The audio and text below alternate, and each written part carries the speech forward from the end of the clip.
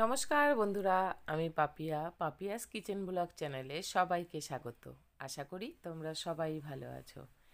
আজ আমি দেখো ডিম রান্নার রেসিপি নিয়ে এসেছি নতুন আলু দিয়ে। হ্যাঁ, সবাই ভাববে যে ডিম রান্নার আবার কী আছে, কিন্তু এই নতুন আলু দিয়ে এইভাবে একদম কোনো ঝঞ্ঝাট ছাড়া এইভাবে ডিমের ঝোল রান্না করলে কতটা সুস্বাদু হয় আমি আজকে তোমাদেরকে এই ভিডিওর মাধ্যমে দেখাবো। তো পুরো ভিডিওটি দেখার অনুরোধ রইল, স্কিপ না করে দেখো। প্রথমে কড়াইতে একটু নুন দিয়ে ডিমগুলো সিদ্ধ বসিয়ে দিয়েছি, আর এইদিকে মশলা করে নেব। আদা, রসুন আর শুকনো লঙ্কার বীজ ফেলে শুকনো লঙ্কা, জিরে আর গোটা গরম মশলা একসাথে বেটে নেব। আর এদিকে ডিমগুলো সেদ্ধ হয়ে গেল। এবার ডিমগুলো ঠান্ডা জলের মধ্যে নাবিয়ে ছাড়িয়ে নিতে হবে। এই যে সব ডিমগুলো ছাড়িয়ে নিচ্ছি। এই দেখো সব ডিম ছাড়ানো হয়ে গেল, এদিকে মশলাও করা হয়ে গেল। এবার কড়াইতে তেল দিয়ে দিয়েছি। দেখো, আমরা ডিম ভাজার সময় সবাই একটু নুন হলুদ মাখিয়ে নিই, কিন্তু এইভাবে ডিমের ঝোল রান্না করার সময় খুব বেশি করে ডিমটা ভাজবে না। ভাজলে ডিমের গায়ে দেখবে একটা পাতলা খোলা মতন হয়ে যায়, আর খেতে ভালো লাগে না। এরকম হালকা একটু নুন হলুদ ছাড়া ডিমটা কড়াইতে জাস্ট ভেজে নেবে, একটুখানি জাস্ট ওর গায়ে লাল মতন হবে। ওই তেলের মধ্যে জিরে ফোড়ন দিয়ে দেবো।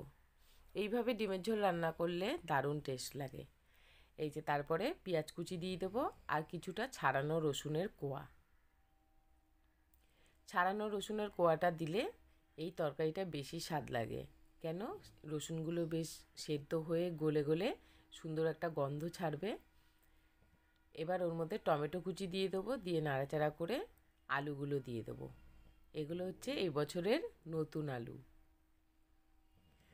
এবার ভালো করে নাড়াচাড়া করে ওর মধ্যে নুন দিয়ে দেবো আর দিয়ে দেবো একটু হলুদ, দিয়ে আবারও ভালো করে নাড়াচাড়া করে নেব। খুব বেশি আমি ভাজা ভাজা করব না, 5 থেকে 7 মিনিট আমি ভালো করে ভাজা ভাজা করে নেব। পুরো টমেটোগুলো যখন গলে গেছে, তারপরে ওর মধ্যে আমি আদা, রসুন, জিরে, শুকনো লঙ্কা আর গোটা গরম মশলা একসাথে বাটা দিয়ে দেবো।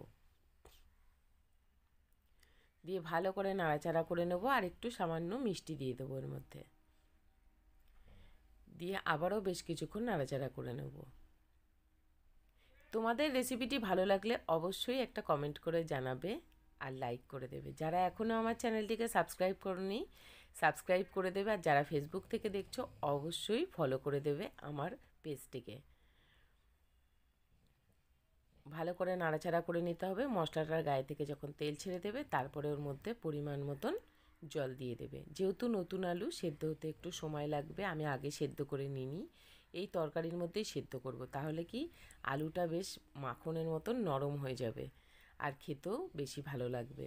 তাই আমি বেশি করে জল দিয়ে এই তরকারিটা ফোটাবো।